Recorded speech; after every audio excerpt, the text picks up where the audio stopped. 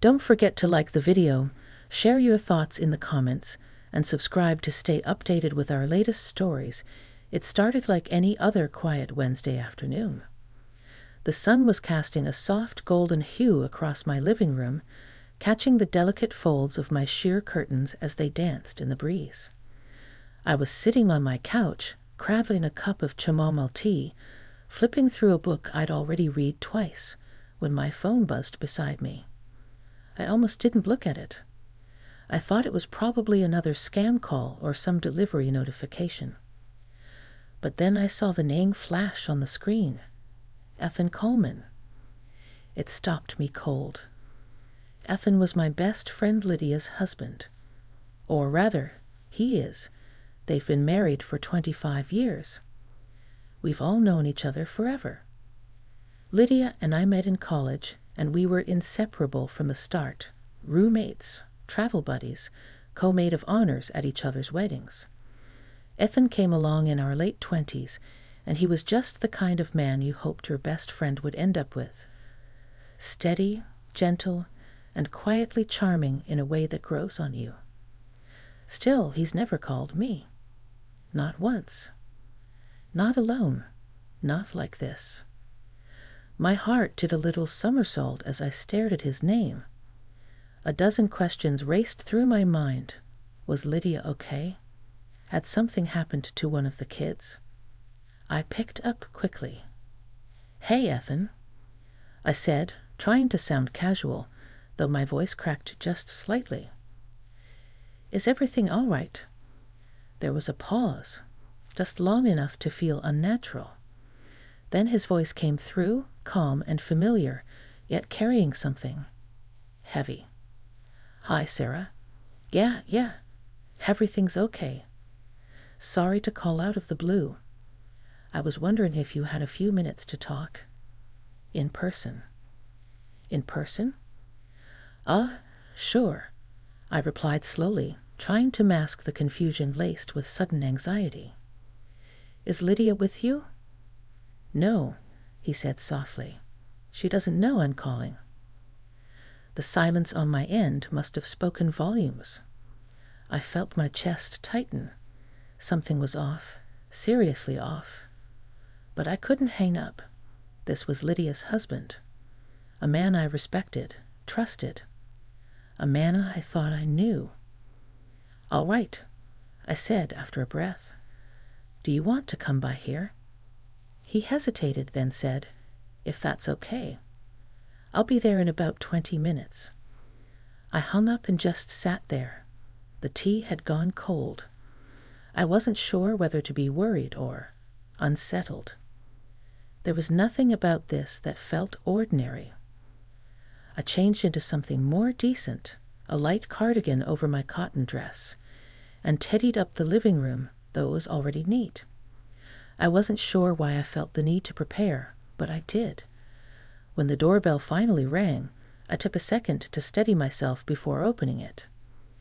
Ethan stood there, his hands in the pockets of his navy jacket, his expression unreadable. He looked tired, older than I remembered, like something had been weighing on him for a long time. "Hi," he said, his voice gentle. "Hi," I replied, stepping aside to let him in. "Come on in."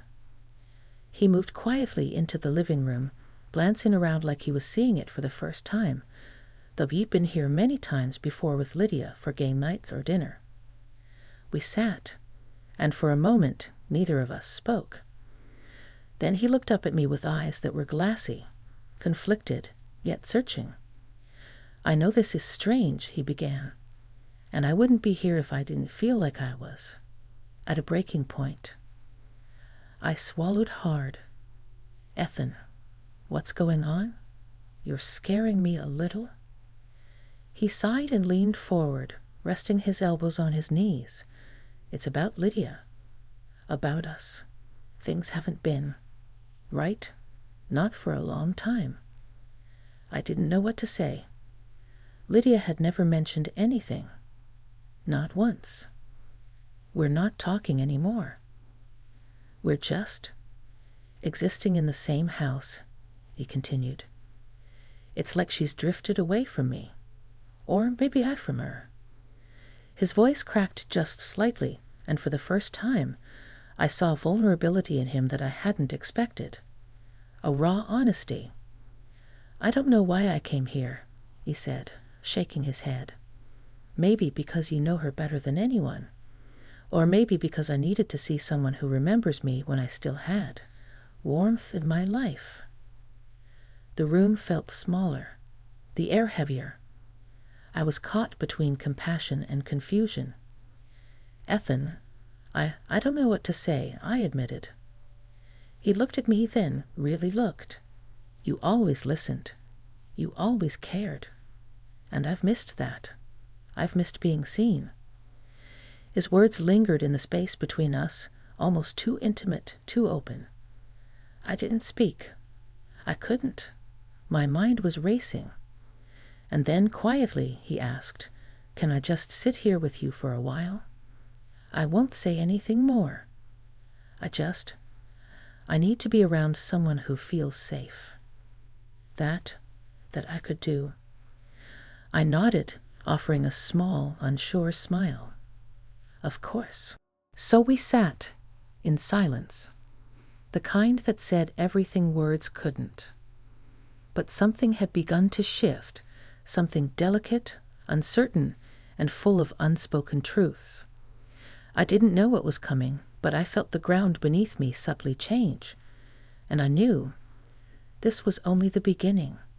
The next few days were strange. After Ethan left that evening, I couldn't stop thinking about what had happened, or maybe more accurately, what hadn't happened. There was no grand confession, no dramatic moment.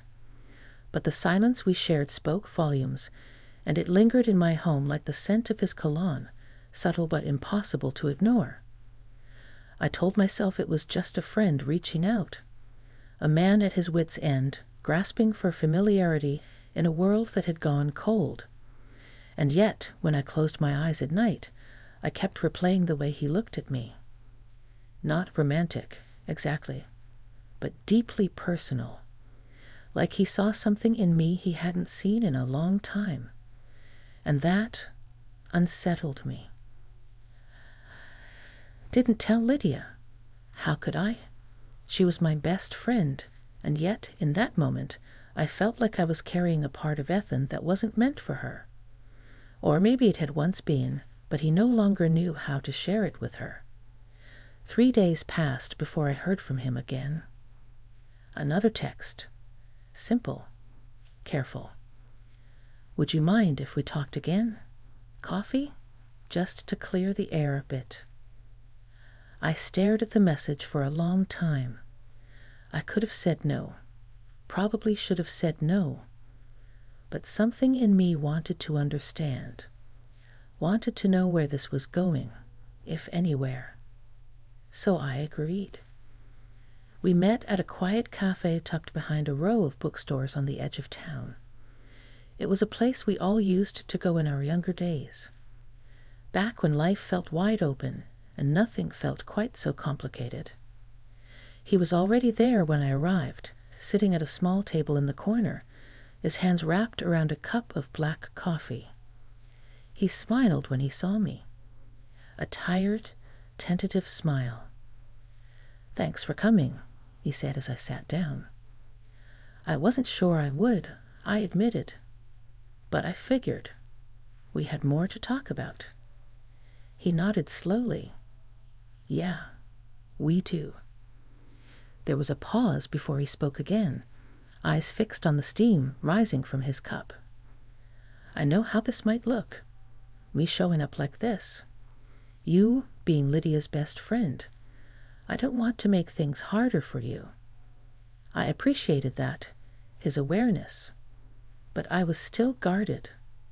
"So why are you here, Ethan? Really?"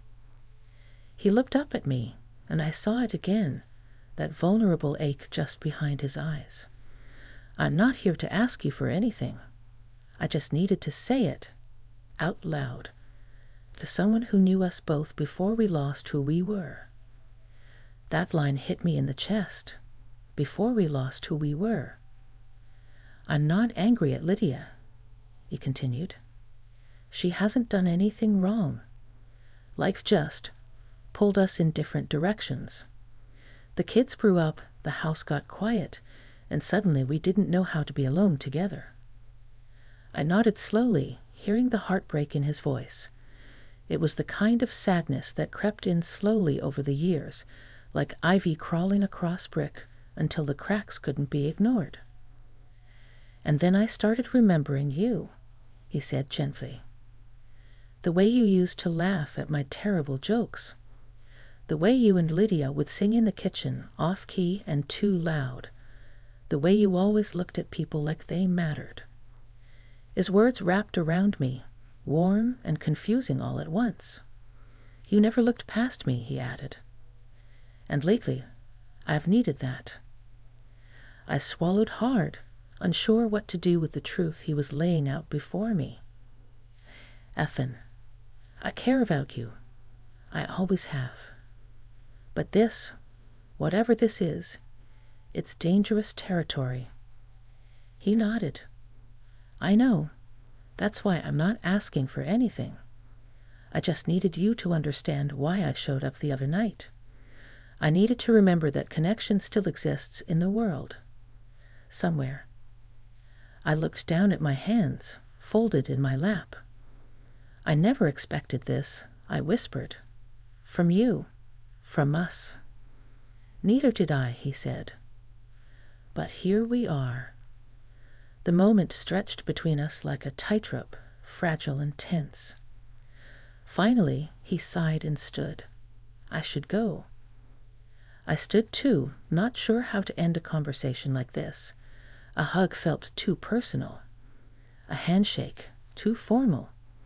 So we just stood there, facing each other in the quiet of that little cafe, both of us unsure of the rules anymore. "Take care of yourself, Sarah," he said softly. "You too, Ethan." And then he walked out, leaving behind the faint echo of words I wasn't sure I was ready to hear. As I watched him disappear down the street, something shifted inside me. Not a love awakened. Exactly. But a part of me I hadn't touched in years stirred. A part that remembered what it felt like to be seen. Not as a mother. Not as a best friend. But as a woman. And that realization unsettled me more than anything Ethan had said. Because now, I had something to wrestle with, too. The days that followed were quiet. Too quiet. I kept waiting for Lydia to call and tell me she knew something. Anything. That she sensed a shift. That she felt the same subtle unraveling I now felt every time I tried to sleep. But nothing came. No cryptic text. No drop in her voice. She was her usual warm, lively self, chatting about a new recipe she wanted to try, some book club gossip, or their plans to visit their daughter next month. And I played along. I smiled, I nodded, I laughed when I was supposed to. But there was a tremor beneath the surface. A constant buzzing in my chest that never fully let me breathe, because I was holding something I didn't want. A truth I didn't ask for. And worse, I couldn't stop thinking about him. It wasn't just what Ethan said at the cafe. It was the look on his face, the softness in his voice, the way he spoke to a part of me I'd kept closed off for years, a part I didn't even realize had been lonely until he gently knocked on its door. And I hated that. I hated that I, too, now felt like I was crossing some invisible line. A week passed before I saw him again. I was walking out of the grocery store, fumbling with bags, when I heard my name. "Sarah?" I turned, and there he was, standing beside his car, looking just as surprised as I felt. We stared at each other for a moment, like two people who'd been caught doing something they hadn't quite done. "Hey," I said, my voice small, uncertain.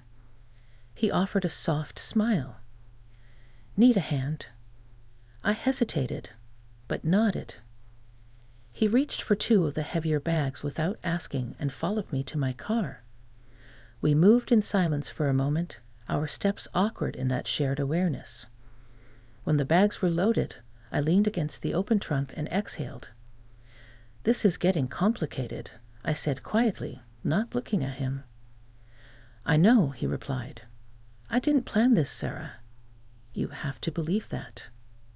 "I do, but believing it doesn't make it less confusing." He nodded, stepping a little closer, but not too close. "I just miss something I used to feel. Something warm, human. And when I'm with you, I feel it again." There it was, that quiet truth again, pressing into the space between us like fog. Not quite solid, but impossible to ignore. "Do you want more than that?" I asked him softly, unsure what answer I was hoping for. He paused. "No, I don't think so. I don't even know what more would look like. I just need a connection that feels real." His words hung in the air, and for the first time, I realized we were both navigating a landscape we'd never prepared for, one where the heart doesn't follow the map we expected it to. "I feel it too," I admitted. "But Ethan, Lydia's my best friend. You're her husband. And that line matters." He looked down, nodding slowly. "I know. I wouldn't want to hurt either of you." We stood there, quiet again. Then he said something I hadn't expected. "Would you ever tell her? About the calls? About what I said?" I blinked, surprised. "I don't know. Should I?" He sighed. "Part of me wishes you would. Because maybe it would finally wake us up, or at least give her a chance to know how far we've drifted." "But the other part?" I asked. "The other part is scared it would end everything." There was nothing more to say. Not then. We said goodbye, nothing more than that, and I drove home with the windows down, letting the cool spring air cut through the thoughts swirling in my mind. That night, Lydia called. We talked for over an hour, like we always did, about nothing, about everything. I listened as she spoke about how Ethan had been quieter lately, how she wasn't sure if it was work or just life. I almost told her then. I came close. But I didn't. Because even in my own confusion, I knew something vital. This wasn't about betrayal or desire. This was about emptiness. About human beings quietly unraveling in the stillness of long marriages and long silences. And somehow, I had become the mirror Ethan used to remember who he used to be. But where did that leave me? Alone in my kitchen that night, I stared at my reflection in the window. I looked older than I felt, sadder than I wanted to be. But underneath all of it, there was something else, something waking up. A part of me that wanted more from life than just being a friend, or a secret keeper, or a safe place for someone else's pain. I wanted to feel chosen. I wanted to feel alive again. And I didn't know yet what I was going to do about that. But I knew this story wasn't finished. A few days after that conversation in the parking lot, I found myself standing in front of my bathroom mirror, brushing my hair with a kind of stillness that felt unfamiliar. Not sadness, exactly. More like weight. Like I had been carrying something for too long that didn't belong to me. The truth was, I hadn't heard from Ethan since then. No messages. No unexpected calls. And I didn't reach out either. But something about that silence said more than any words could. We had both stepped too close to a place neither of us wanted to live in, somewhere between friendship and something unspoken. And now we were pulling back, careful not to let the fire catch. That night, I got a message from Lydia. "Dinner Friday, just us girls. I miss you." I stared at the text longer than I should have. I could have made an excuse, claimed a cold or a late deadline, or anything else to avoid what I knew deep down was coming. But I didn't. Of course, I miss you too. She chose a quiet bistro tucked in a corner of town where the lighting was soft and the air smelled of garlic and fresh bread. Lydia looked beautiful, as always, silver strands tucked into her ponytail, a deep plum sweater that brought out the blush in her cheeks. She hugged me like nothing was wrong. And for a moment, I almost believed nothing was. But once we were seated, I noticed it, the way her smile faltered just a little too quickly, the way her eyes lingered on mine like she was looking through me. "You okay?" I asked gently, sipping from my glass of wine. She gave a small nod, then another pause. "I've been thinking a lot," she said, "about Ethan." My heart stilled. "Oh," I said carefully. She nodded, her fingers tracing the rim of her glass. "We've been off for longer than I care to admit. I keep wondering if I've been too distracted, too focused on the kids, the house, everything except him." I didn't know what to say. "I brought it up last night," she went on. "Told him I felt like we were strangers, that maybe we needed to talk or take a break or something." My throat tightened. "And you know what he said?" She continued, looking me dead in the eye. "He said he'd been talking to someone who reminded him what connection felt like." There it was. I didn't move, didn't breathe. "He didn't say your name," she added. But I knew. My hands trembled slightly as I placed my glass down. "Lydia." She held up her hand gently. "Let me finish." I nodded. "I'm not angry," she said, her voice soft. "I don't think you meant to hurt me, and I believe you when you say nothing happened. But Sarah, you're my best friend, and you're part of my marriage in a way. You always have been." Tears sprang to my eyes. "I didn't ask for this, Lyd," I whispered. "I know," she said, "but we're here now, and I have to decide what that means for me. And you do too." I reached for her hand across the table. She didn't pull away, but her grip was lighter than it used to be. "I'm sorry," I said, voice cracking. "I never wanted to be part of that distance between you two.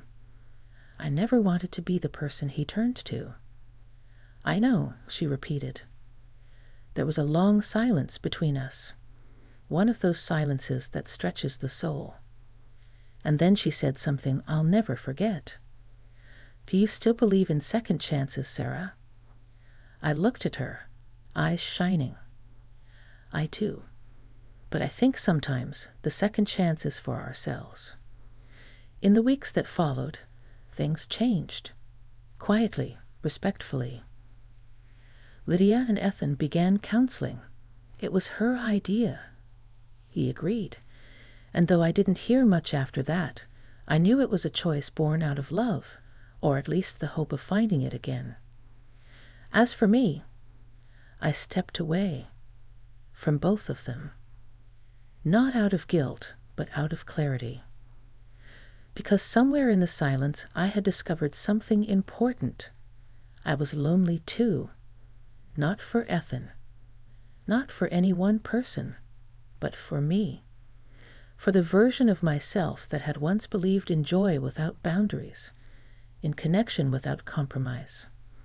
I started walking more, traveling a little, picking up my camera again.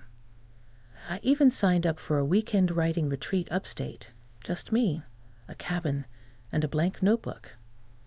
And slowly I began to feel the weight lift. The story I thought was about a man turned out to be about myself, about waking up, about letting go of what could have been and choosing instead what can still be. And that, I've learned, is where the real love story begins.